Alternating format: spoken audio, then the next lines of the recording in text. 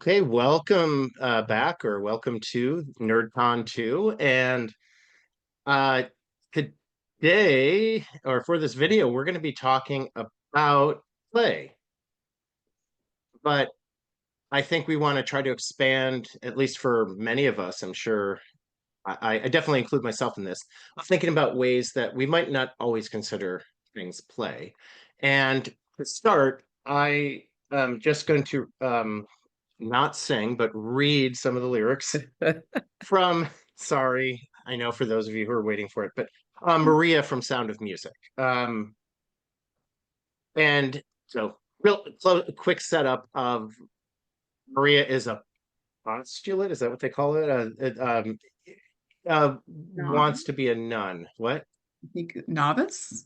Novice. You're right. Okay. Mhm. I was going to say let's start over, but I forgot. This is Heather's show. We don't start over. Novice. We Um, just go.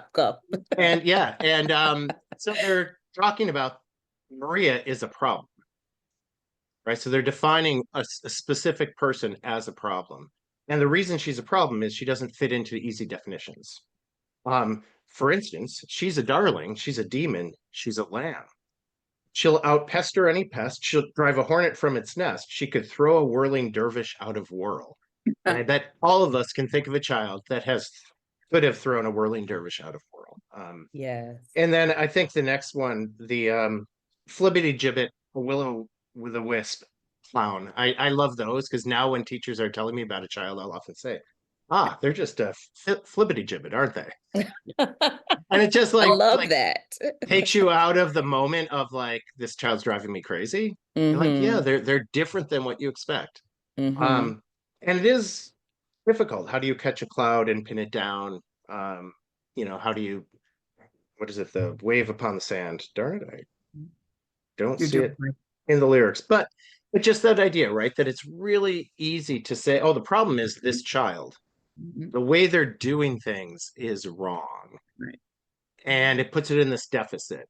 And I think most of the focus of this talk, I wanted to focus on neurodivergence, but honestly, the children we work with are young enough, many of them who may later get a diagnosis won't have one. Mhm. So I don't want to fall into the trap of, well, let's wait for a diagnosis. Then I'll accept this, flibbity Yeah. gibbet, and until then I won't.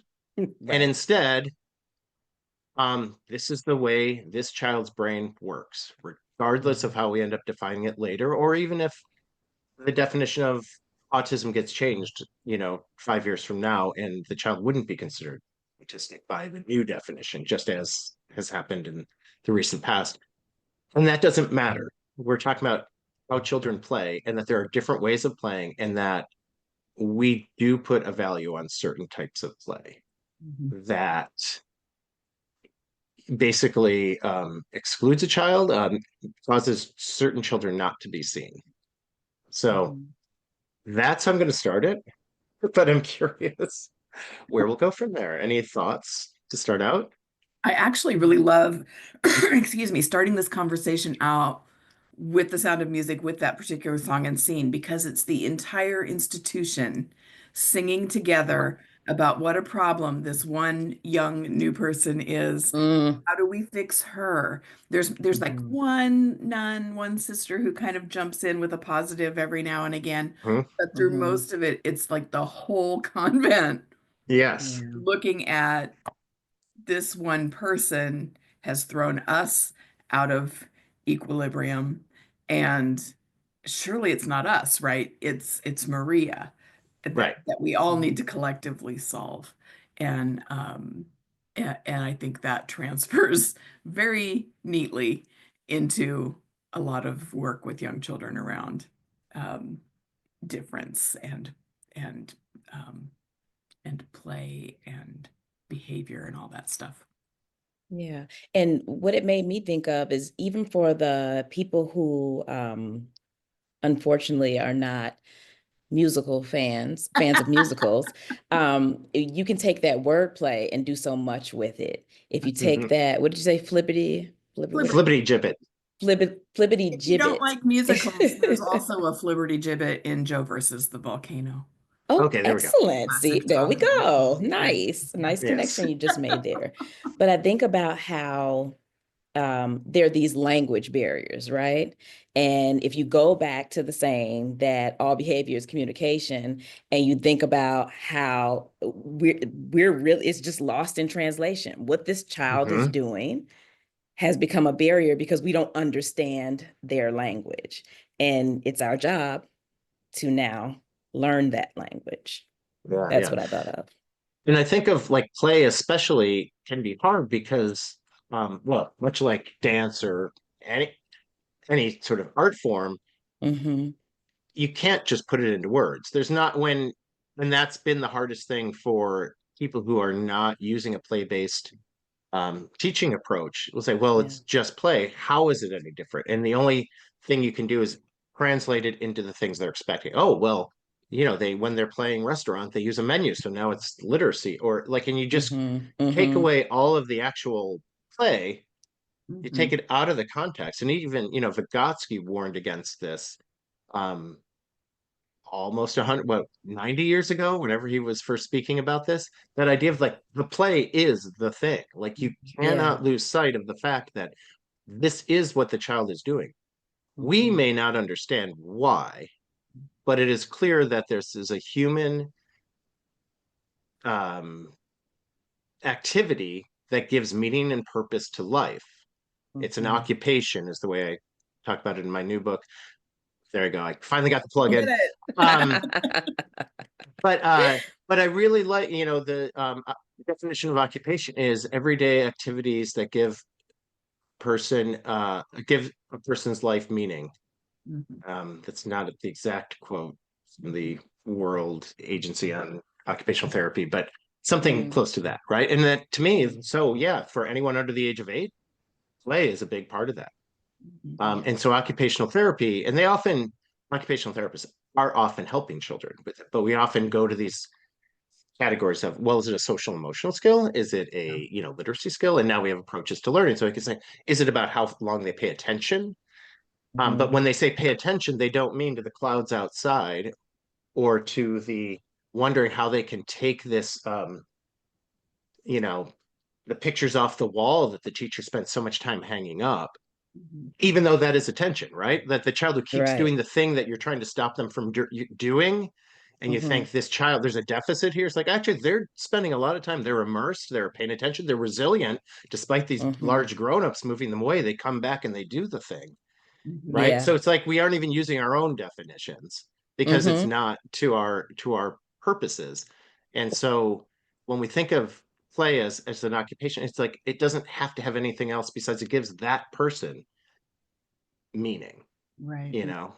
So I think we're so centered on the system we're in and our identity in that system, right? I've talked a lot about teacher ego getting in the way of play, that if there's not a deficit to be fixed, then what is my purpose? What do I do here? And I think that's when we get into phrases or labels like functional play, which I hear a lot from different therapists who have come in and worked with children in spaces where I am. And I'm writing about schema now, and this comes up because schema mhm, play is often weird and hard to understand and seems Hmm. meaningless, but most particularly positioning and ordering, where children just line things up, that often is like, oh no, there's something wrong. This child is either right, repeating the same play or in general or lining things up, and that's not functional. And what we mean is that's not functional for my purpose Yeah. and for Hmm. this right, system that we're in. We're Hmm. not saying, a better, maybe more appropriate response we could get to eventually is, what am I missing here? Or right, can I just let it be enough that it seems to be right. important And to. that's interesting because in okay, not a speech language pathologist here. So my Mhm. minimal understanding here that they'll often refer to functional language, right? So that kids who are newer to language, Yeah.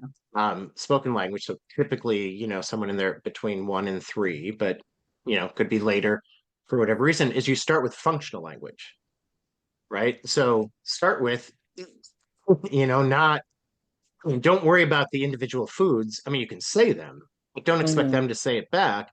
They're going to start with the thing that is the thing they're trying to do. And, they talk about don't spend time like teaching, like numbers, colors, all of those things aren't functional.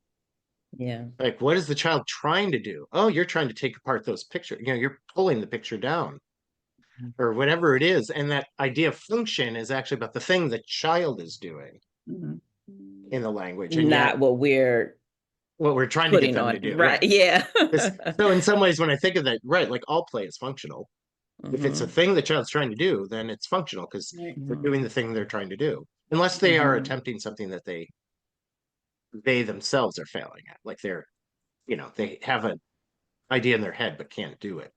Mhm. But at least they're trying towards function. So it's an interesting way that the same term gets used differently in different fields Which is within our another field. trap in our field. It's another trap. It's The like word title of this should quality. be Traps. Yeah. There we go. We're the Trap Family Singers. Oh. Aha. Aha. We're there now. We got it. Yeah. There we go. There we go. Let's bring it back. But you think about like what's functional, what's purposeful, and again, how our responsibility is to find out what the child sees as purposeful or functional. Even when they're failing, it's actually working towards the resilience building. They're stretching their frustration tolerance. They're trying again, again in a schematic way. We can put whatever terms we want on it, but the child is moving towards a goal. And we have to figure out what that goal is. The child is constantly taking things apart. Well, maybe they're learning how connecting is done, or maybe they're learning how deconstruction is.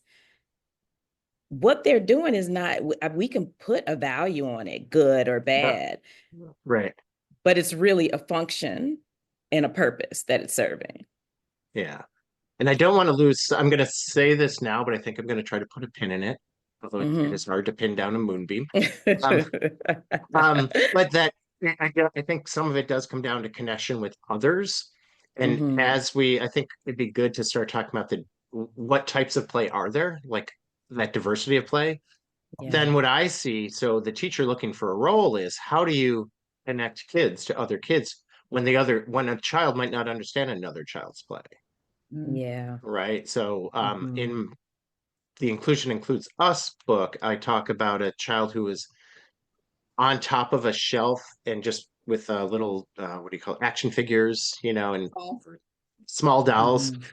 and they're like Yeah. knocking them down off the shelf one by one, and then I saw him doing that, so I went and put them back on the shelf so we could do it again. And another child came over. I was just subbing in the room, and then another child came over and said, "Well, we're not allowed to be on the shelf." And I said, "Oh, but I think he's finding it's a good spot for him to knock these things off." Mhm. And the child's watching. It's like, "But we're not supposed to throw toys." And it's like, "Oh, yeah, but he's having fun watching how it moves." Or however, Yeah. I used some other. I didn't use the word trajectory, but Mhm. it's. And then the child's watching for a while, and then finally, he's like, "He's really good at it." And so she started going to get the toys and putting them back up. But Mhm. she was the one who, she was the child who always reminds everyone else of the rules and stuff. But then when I Mhm. gave her another rule of he's finding, meaning in this, again, I didn't use those words, or that's the function Mhm. of this play, Mhm. she appreciated it and then she helped with it. And so that, like, if a teacher's looking for a role, that's the role, is building bridges between kids or connecting kids. That part. Um, Why can't we just be the bridge? Why can't that be okay? I love that. Mhm. but types of play. So I just named one, and this could, I Mhm. think, there's going to be a lot of examples from your new book or upcoming book. Upcoming. Um, that child just knocking things off, and he was 4.5, but there were delays in different ways, and it's a behavior that you see more probably in someone a little younger, but at the same time, he was really appreciating. Here's the kid who, when he took off his boots, coming in from snow, he didn't just set them down. He had to like throw it, Yes. and yeah, so anyways, I just actually was just writing about this yesterday, thinking about stages of play and play theorists that I've learned that I've read about or learned about. And is it Dorothy Parton has the stages that are like on or solitary play and onlooker play and then Oh, parallel play and then cooperative play and then social play or whatever. Maybe I'm getting a bunch of theory mixed up there, but when we talk about stages of play or types of play, I feel like again, it's often not so that we can really understand the child, or at least be curious about the child. It's still so we can measure. It's still set up really linearly.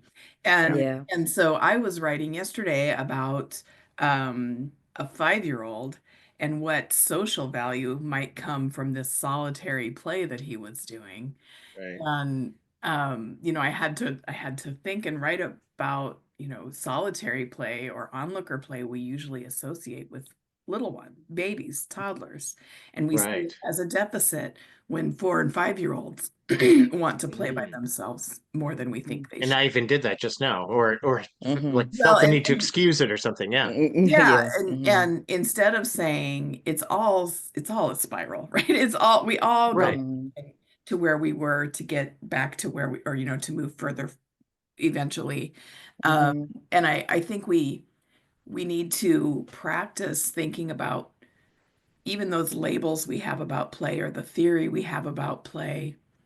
It's not set in stone. Like if we see something that doesn't make sense, like this child who's on the shelf pushing the action figure off, that seems like it's a younger child's play.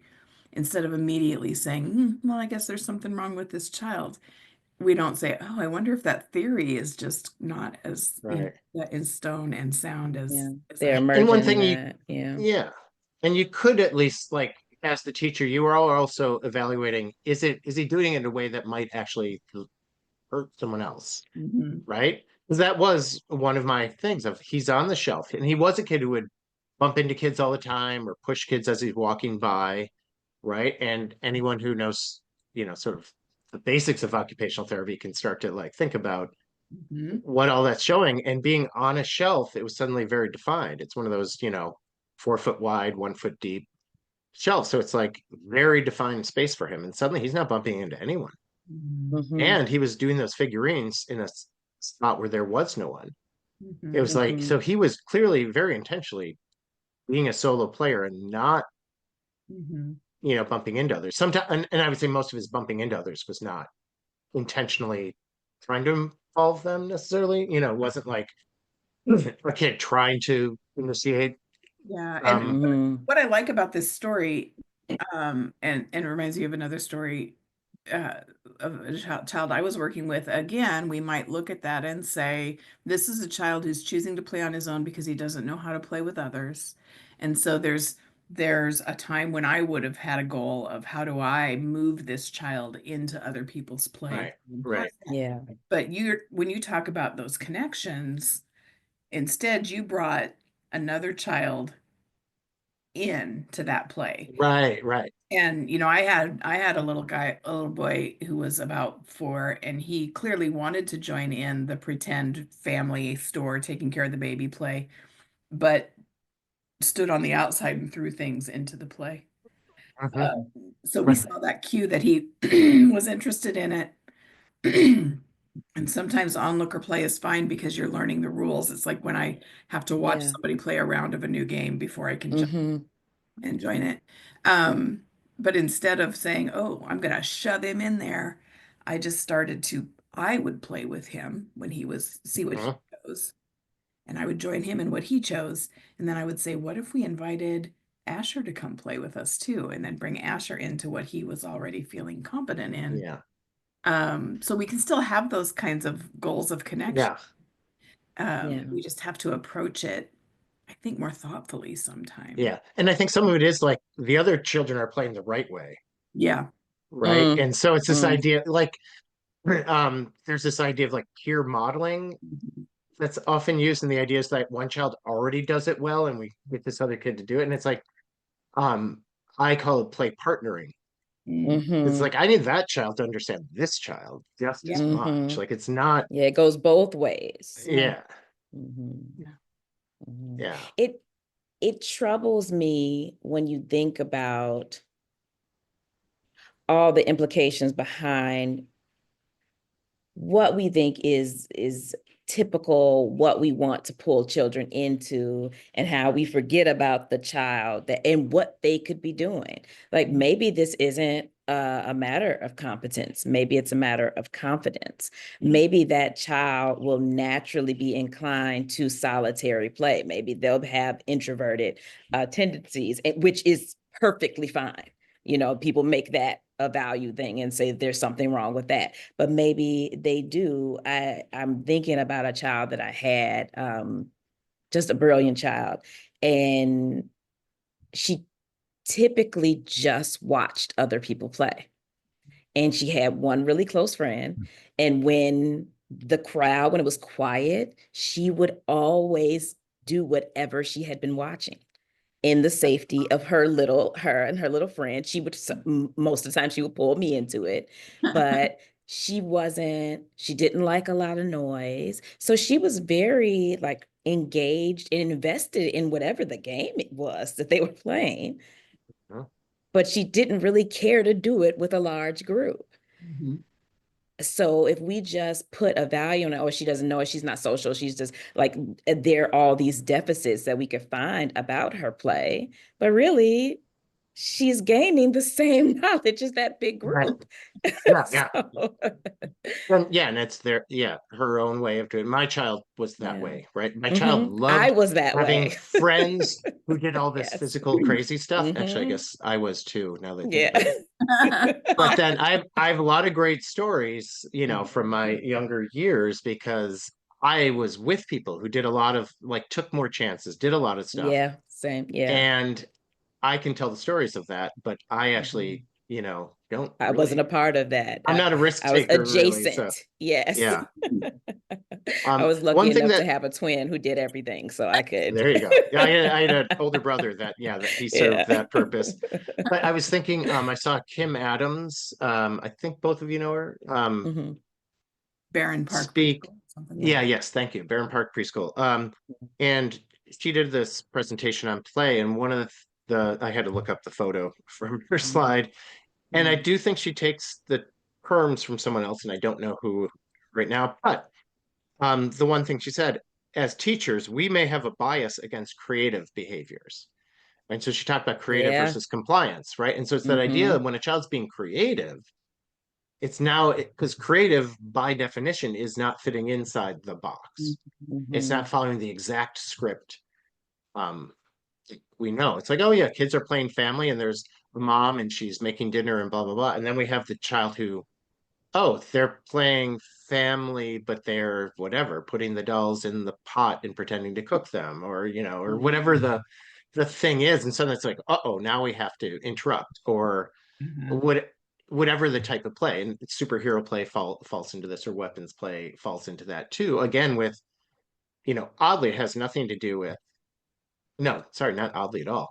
Like everything else we've been saying, it has nothing to do with, there's been evidence of children doing this Hmm. forever.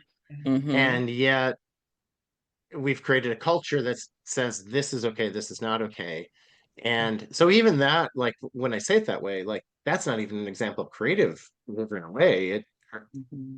Or it's creative in the same way. It's just we've just said this is the area we're creative. Oh, of course we want you to paint. As long as it's within this piece of paper, you go off the edge of the paper onto the table. Whoa, We have a or problem. you use too much paint, or you use Yeah. too much Don't let it glue. get on your skin. Yeah, yeah, Like, oh no. yeah. Yeah. And actually, Kisa, this is reminding me, the talking about the paint part. Hmm. You had a great quote, I don't know, year and a half ago or whatever. I use it near the end of my new book, so I should remember Hmm. it, but I don't. About materials and how the way when we limit materials, in a way, that's what's happening, is we're limiting the Yeah. creativity Yeah. around it. I can't remember exactly how you said 100%. it. We're talking about it being equitable, and we're not providing equity in the creative process when we're saying there's only one way to be creative. There's no divergence here. We don't have space for it. Yeah. Yeah. I think there's a tendency too to see, for some people, the ultimate acceptable play, or just in general, play means this, is dramatic play in a with a script of pretending that we approve of. So families, or we set up a grocery store, or we set up a post office, or whatever, not remembering or not thinking about the fact that chase on the playground is dramatic play, superhero play is dramatic play, power play, most kind is dramatic play. All the problematic plays is Right, dramatic play. right, I mean, right. But you could get up in arms about it, but it yeah. is. Yeah, Mhm. but we have to set up, parameters around that too, even to say, well, the only, or then the play that is just the child walking up and down the one tile strip in the floor, jumping and spinning, or dropping things on that floor and then picking them up and dropping them in a different place. That's play, but it's seen as a child who doesn't know how to engage, or a child who doesn't know Right. play. And I know that's a whole other topic that we're doing during NerdCon, so we don't need to. Okay, yeah, we won't get into it specifically, I but think we Yeah. all need to sort of define our terms when we say play. What do we really mean? And right. for some people, it's just that pretending. Yeah. And often with And imagination, we use the word boundless, and clearly we don't. Right. If no, it's no, bounded they're imagination. hard boundaries here.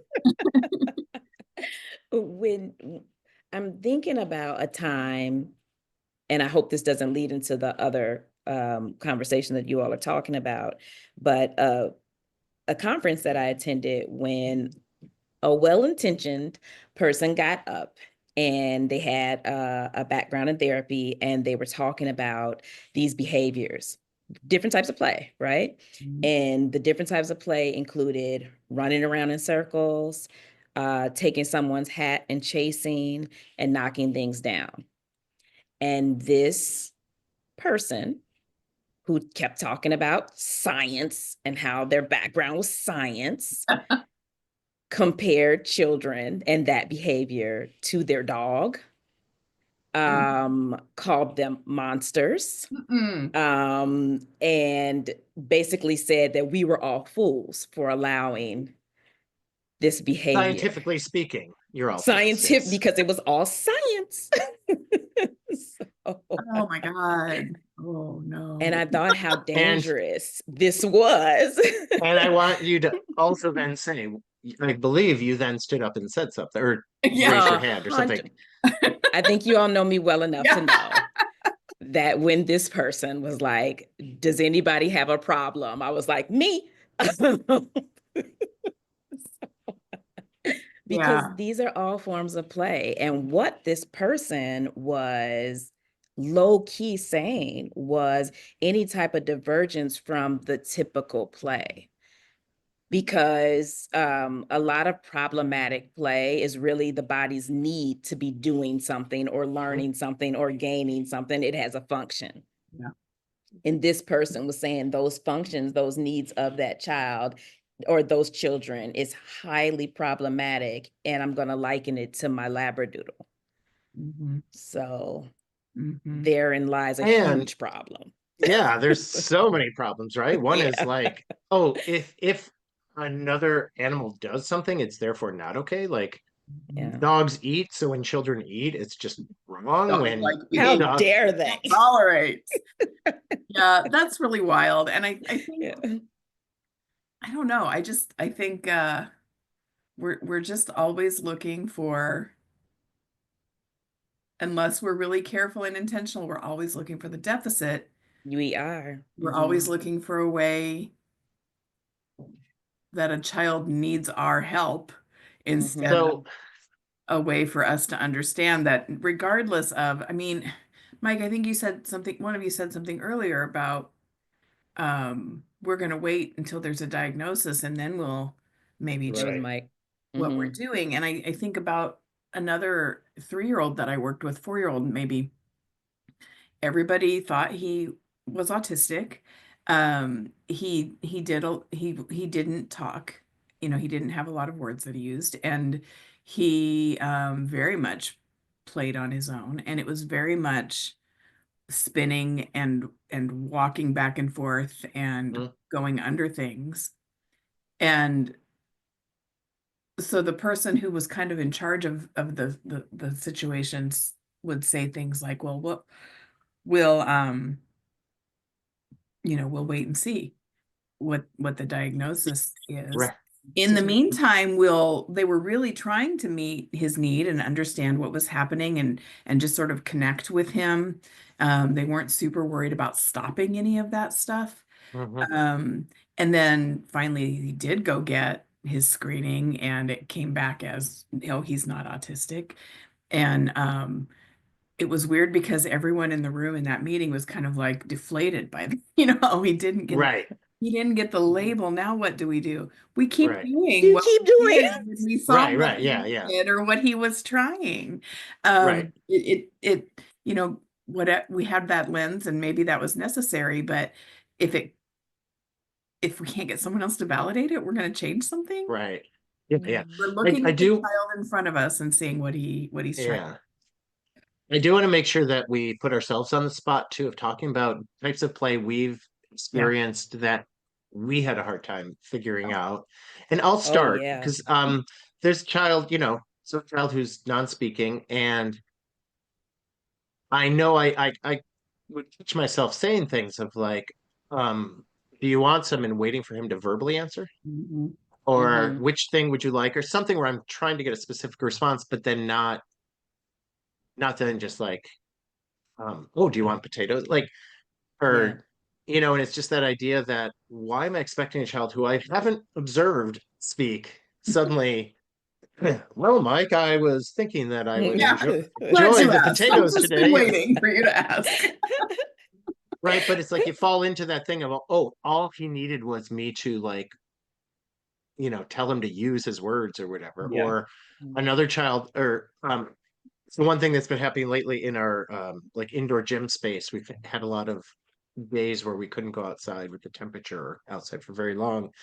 And we have like a bin of stuffed animals, and the kids always take out the animals and go in the bin, and it's just those cheap plastic bins that then break.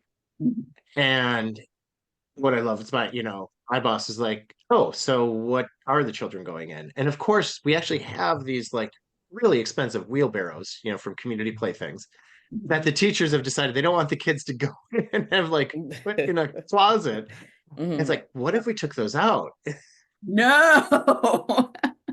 How dare. Well, So, yes. took them out and it's like, oh yeah, they can ride in things and they ride around and we don't have to replace a bin every week. We Because also they're did get like sturdy the enough to hold their outdoor weight. bins for the stuffed Mm-hmm. animals. So even when a kid does do it, it's not gonna break it as easily. But meanwhile, it's like we could also, and again, cardboard boxes could go in there too. Like just this idea that, but initially it's like, oh, they keep going in these bins. Don't go in the bin. Don't go in the bin. And eventually you have to like give up. And I had another one that comes to mind is one classroom that I had. It was my classroom. I had like a small couch. There's this little alcove and it fit like perfectly. But the kids always wanted to go behind the couch. So they'd pull the couch out and go behind it. And when they push it back in, they'd always like knock the sides and chip the paint.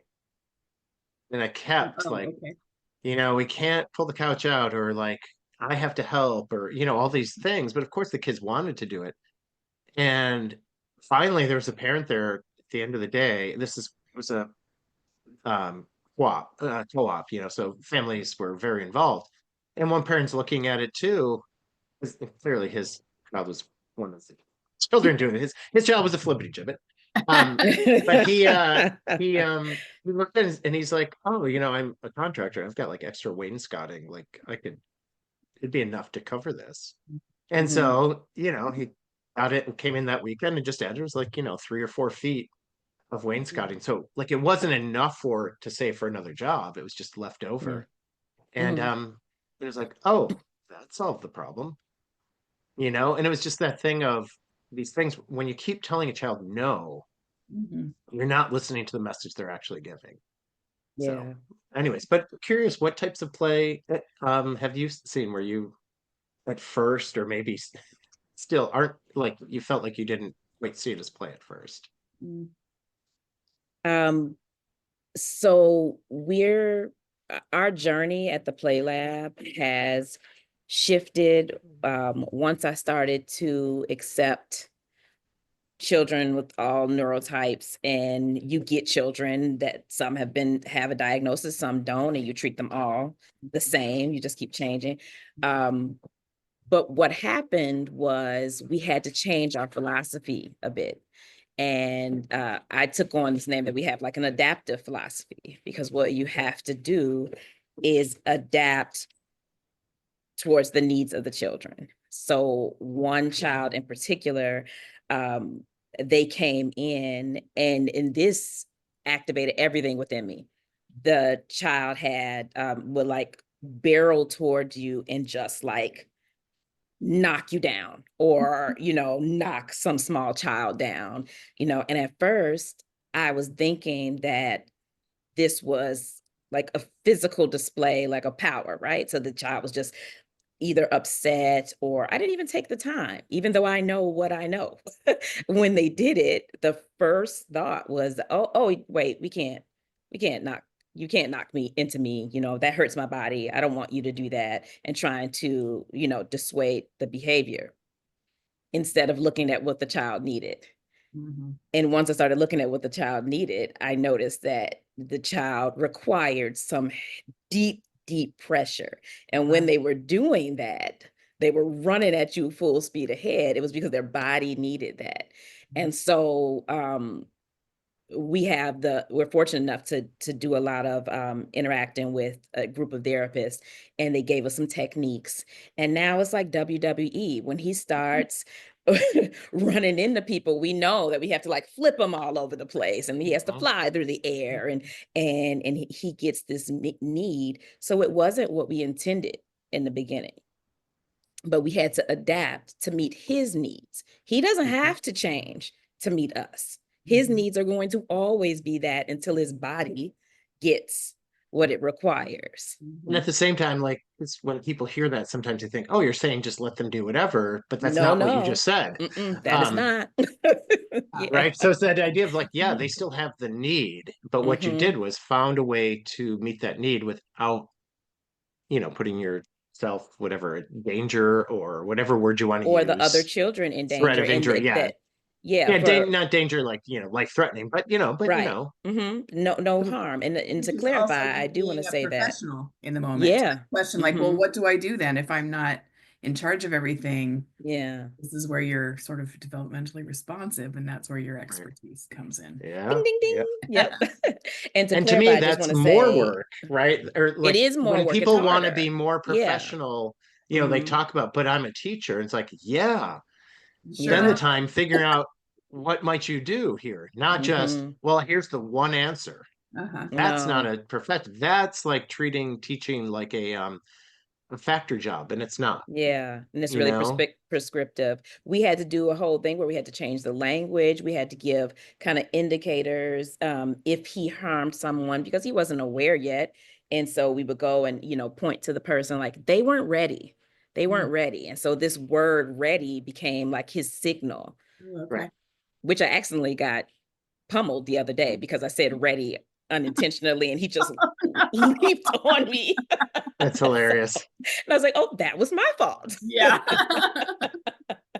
So Wow. yeah, it's a lot of work. It's a lot of work to do that. But I learned a great deal, and I have been learning so much with having to meet the needs of all these children and constantly adapt the environment to see them, Mhm. And let's because I be don't want them ever clear. to have to mask. Yeah, and just that idea, the word play, that Mm-hmm. that is also play, right? That I think Yep. that's part, I don't want to lose sight of that. That part of what we're Mm-hmm. saying is, yep, Yeah. there's lots of ways to play. There's Running into lots of ways people to is a play. way to play. Yes. Running into Yes. walls was what I did it for Mm-hmm. 3 and 4, as Mm-hmm. my Spinning in circles. mom will Yeah. continuously mention at holiday events and things. But Fun yeah, times. yes. Yeah.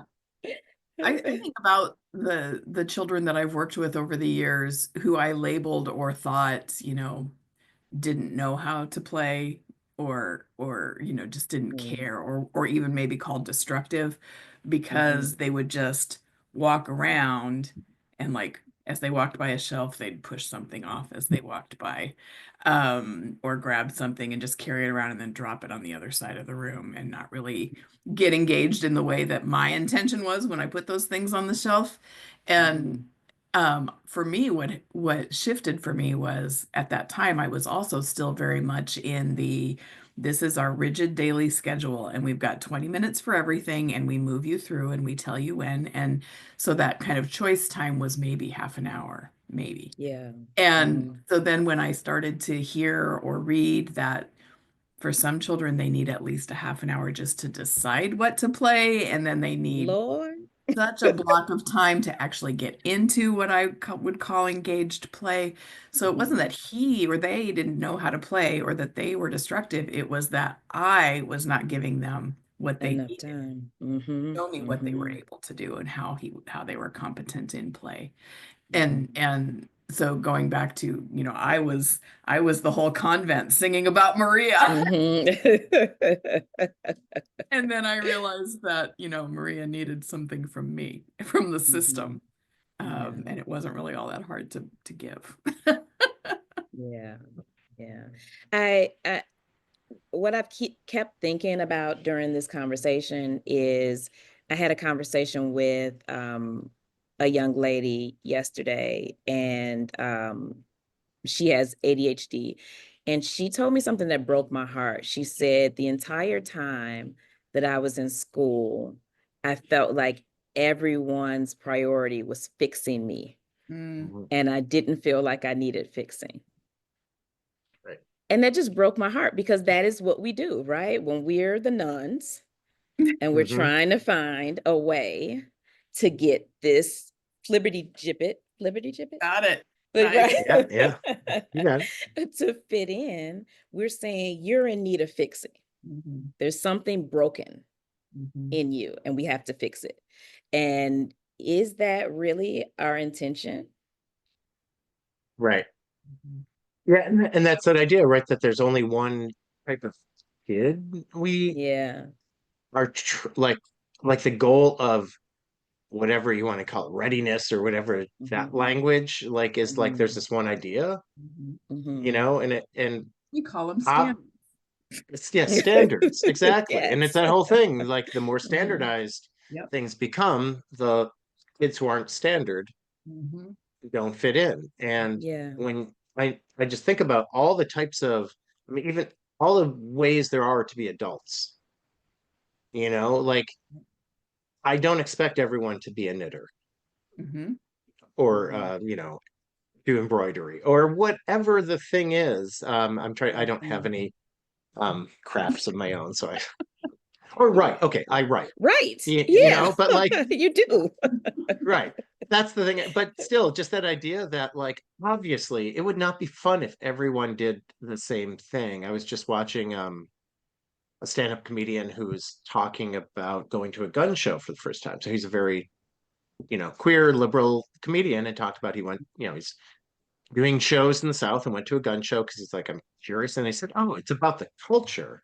Like a lot of it's about the culture. You can't, and that's what people are more worried about, is this is what they do. They go to these gun shows and they know people Yeah. who, they go hunting or they go to the shooting range, and there's a whole cultural aspect. And so the idea of laws makes it feel like you're attacking my culture, right? And that but that idea with anything, like everyone has those things, and people who aren't in that, don't share that culture, often wonder, well, why do people do that? Yeah. And so, like if you're not either Christian or raised in a American like Christian area, and you're wondering, like, what are all these lights and trees, and like why does everybody have to do it? Like what's the need? And what happens if you don't have money for a tree? Are you not celebrating Christmas or whatever there's all these cultural things, and if you're in it, everything makes sense. But if you're not, it doesn't. And that happens with children and the way they play. If it's not the way you played as a kid or the way most kids play, it's like, well, that's not a way to play or something. But like as adults, we don't expect everyone to be doing the same thing, or we get into trouble And when we do. We get so critical, about how egocentric children are. Who's the ultimate egocentric? As we're Yeah. being egocentric. Yeah. Children have a developmental reason to really focus on themselves in the way they Yes. do. Right. Yeah. We just Right. censor ourselves for We shits and just do giggles. it. Like we Yeah, we just do we it. just Yeah. do it. Um it- oh, I lost my train of thought and it was a really good one. See? That's fine. Oh man. It'll It's come back. contagious, Heather. I know. Just jump in when you think of it. Yeah. But I Oh, do think that, oh yeah, good. Go. Go. Oh no. no, the pressure just Oh, let me lose it again. Go sorry. ahead. But I was just thinking of, like, in classrooms, thinking about the kid who would just sit in the corner and read, the child who would sit and watch other kids. One kid loved watching kids play chase, and she'd also often ask me, "You could go chase them," right? But she never played herself, Right? but or played in the way she was That was not her one of the people play. running. Her play Yeah. was that. Yeah. And I think I've recently, actually, I don't remember if I said it on an episode here, but like, Kay Burton really helped me understand that princess play, most of the play is the accessorizing. Mhm. Like, a lot of the times it is the dressing up, not Mhm. Not the whatever. And story. Not a yeah, story. and it's not teaching passivity. Like, oh yeah, then I just sit here and wait to be rescued by a prince, because I've never heard a child say that. Right. They Yeah. do spend all the time getting dressed. They don't like, Mhm. well, and being from, like, growing up doing more superhero play myself, it was like easy for me to understand why, oh yeah, you're going out and attacking the bad guy. Mhm. And it's like, but the princess doesn't often.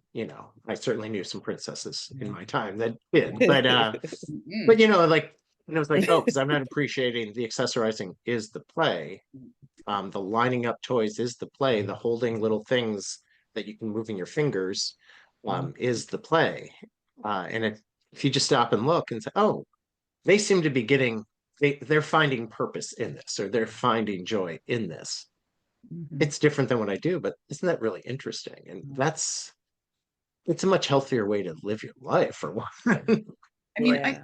I think ultimately I think we're talking about ways we have shifted this way and asking other people to think about shifting this way. Just be curious about it, right? Instead of saying, well, that's not play, or that's a problem, or this is a red flag. Um, we just, what is this? Or I wonder why this is what they're choosing to do, or why do I feel like this is weird? Or we're just Yeah. looking for curiosity about what's happening in front of us. And I find the ways, um, and we're finding ways to, like, the more you support a child in that, the more likely they are to then bring their whole selves to the community Right. of that classroom or group. And that's the thing I think that we miss. And, like, if your ultimate goal is to have them feel like they're part of the community, whether that looks the way you think it should, Yeah. is based on them. And I was thinking about bees Yeah, suddenly. Kisa. Did you have something about bees you wanted to say? I did. So a while back, I grew up not really immersed in nature. And when I became nature focused, one of the things that I started to notice is these different looking bees. And it made me go on a deep dive. And I found out that there are tens of thousands, probably more.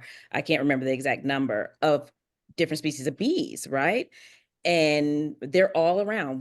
Some we see, some we don't. Some, once we look, they're hidden in plain sight. I don't understand why, as humans, we are stuck with the notion that there's only one way to exist. There's only one way to play. Some of the play could be hidden in plain sight that we don't know. Some of the play we know. Some of the play will be just emerge out of thin air for us. And I think if we do that, we can start to kind of take all of the deficit thinking away from play.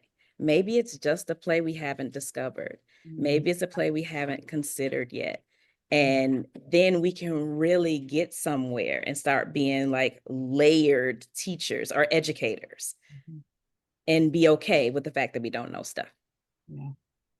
Yeah. I think this is one of the things that is so interesting, has been so interesting for me about schema play theory, is that it's so much of this stuff that we just maybe thought was weird or odd or cute or funny and sort of was dismissive about, but it Like, reminds me of no. my colleague at the Purdue speech language preschool, who was a speech language therapist, um, uh, sent me a picture one day, and her 2-year-old had just put he was taking the plastic hot dog from the pretend play kitchen, and he would just leave it on the seat of the toilet, like the lid was down. He would just sit it there and leave. And he was doing over.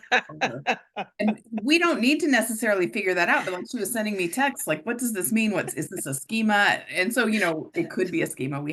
It was funny. We laughed, but the ultimate thing we came to was, I don't know that we have to understand why or what. It It's just important to is. him. Let him do it. If It we're just worried about is. toilet germs getting on his plastic hot dog, then we can clean it, right? We can Right, Yeah. we right. can figure Or things get him out. some bathroom hot dogs. I don't Yeah. know. I don't know. The point is, it didn't make sense to us, but we were okay with that. Yeah. It's important. Right. Back, he's trying out an idea. Or maybe he just keeps forgetting his hot dog. Right. Yeah. The point is that we were willing to value it because Jack Yeah. did it. And I think Mhm. Right. that's a starting attitude, a starting position, Mhm. nothing else. Yeah.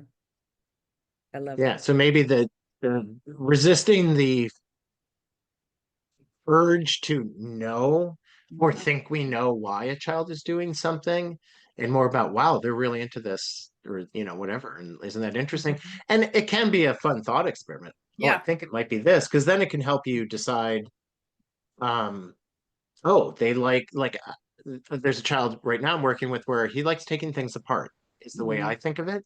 Mhm. Mhm. And I think that is what's happening. But at the same, so I bring other things, right? So I bring in empty boxes, but I tape them shut before I bring them in, because I think part of his play is trying to get them open. Oh yeah. Um, but there may be other things going on. But so I am like trying to figure out things just in the sense of what else can I do that sort of, I don't know, that call and response, right? That like Yeah.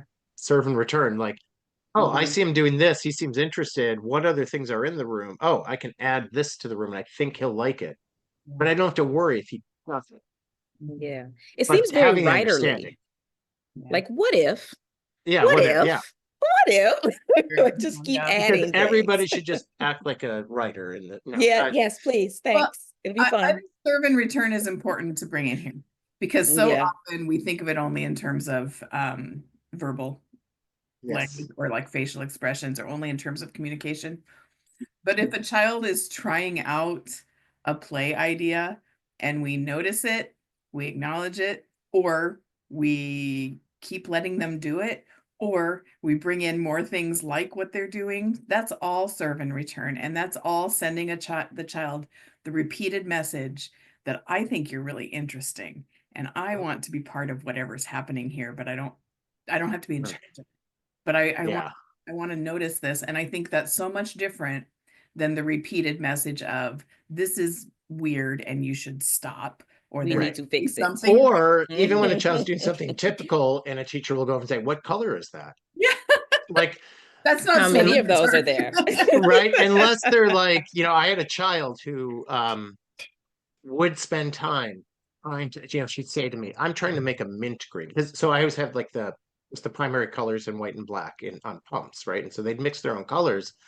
And she's like, I want to make mint green, or I want to make, and she would name it first, and then she's trying to get there.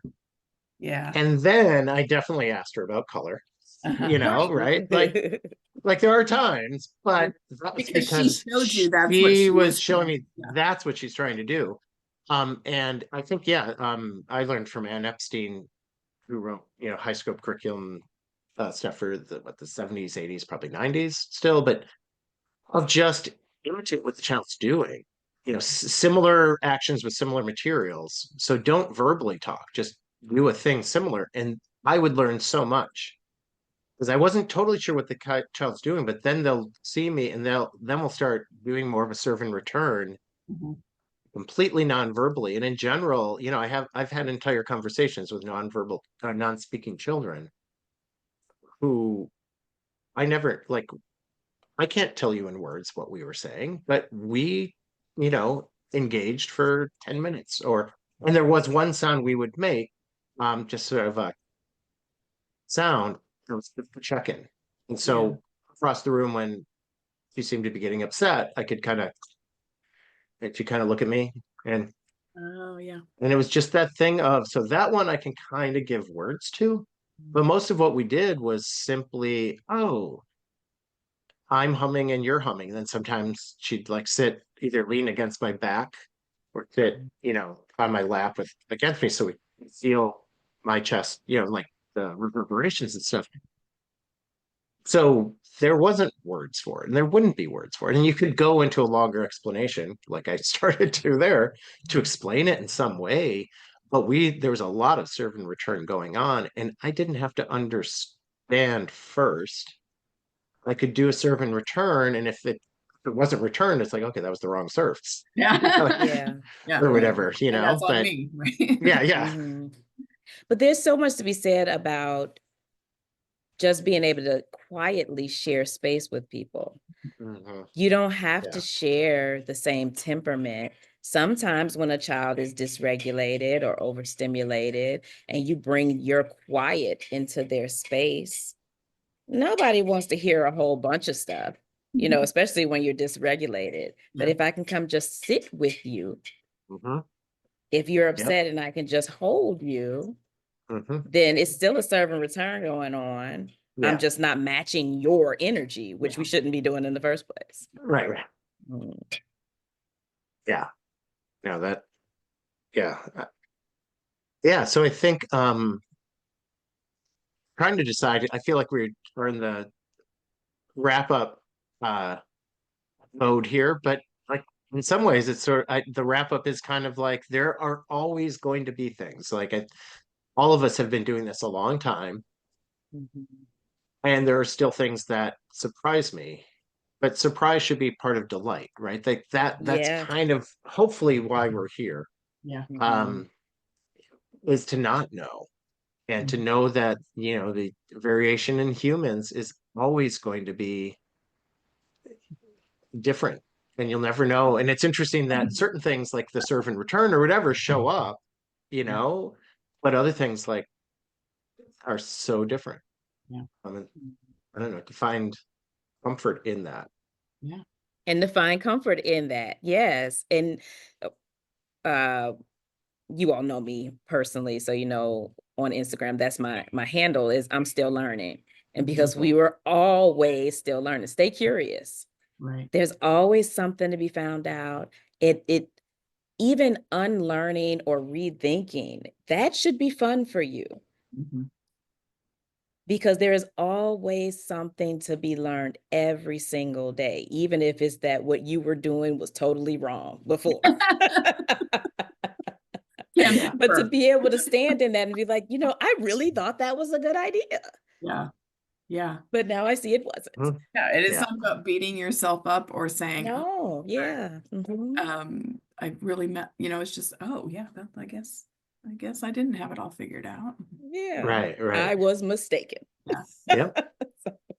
And sometimes you'll discover something that you thought you already learned 5 years ago or 10 years ago. And Yeah. but with each human interaction, it's always slightly different. Mhm. Yeah. And yeah, and so it can still surprise you, even if it's something that has worked. I mean, the same thing, right? Like I work with infants again for the first time in, you know, years and decades even. And that idea of like most infants do start walking. And yet each time it's like, oh my God, they took their steps, right? Like, Happened and again. yeah, and it's just that idea of yeah, that can be amazing. Mhm. Um, our first, we had like finally a good snowfall, good night, like, you know, 6 inches. Um, what, 2 days ago now, and it's like so amazing to see that, and like, you know, going out and playing with it. Last year we did not get much snow, so you know, Mhm. it's like these Mhm. kids that I've been at this center now. This is our second winter together. we didn't get to do this last year, and already just 2 days of let's just go outside, like no toys needed, which is good because Yeah. half of them are buried. Yeah. But you know what I mean? There's just that Mhm. like and everything's new. It's not like they couldn't go outside and make up games without the snow too, but it's just like every single child is just like, The you know, wonder. amazed, Yeah. the wonder of it. It's Mhm. just amazing. And maybe I'll wrap it up with the final verse here. So many a thing you know you'd like to tell her, many a thing she ought to understand. But how do you make her stay and listen to all you say? How do you keep a wave upon the sand? How do you hold a moonbeam in your hand? And to me, like what I love about the lyrics and Sound of Music, we could go on, and that's for another podcast. But the lyrics never tell you exactly what they're trying to say. Because the whole point is like, no, you don't. That's the answer, right? These are all questions. And the answer is you don't hold the moonbeam in your hand. You don't keep a wave on the sand. Mhm. And you don't have the child stay long enough for you to explain things to them. Mm. You express Mm. the wonder of a moonbeam. You watch the waves go in and out, you know, and Yeah. that I think is why this song like really like struck me as being the same conversation Yeah. that I the love that. nuns in this Mhm. case are just trying to know they have to do it. And we as teachers can do that. And yet, if you just appreciate what you're seeing in front of you, you'll be happier. The Uh-huh. child will be Yes. happier. Yeah. So, Mhm. Yeah. yeah. So Yeah. I think Being that's, it for everyone. yeah. Mhm. It's weird that I'm kind of wrapping up. I feel like, okay, Heather, now you wrap it up. Yeah. But Well, no, go ahead. yeah. So thank you for being part of this NerdCon session, NerdCon 2 session. And yeah, I can't wait to see what other people have come up with for these sessions. Yeah. I'm excited. Good to talk to Mhm. both of you. Yeah, Great thanks. to see you. Bye.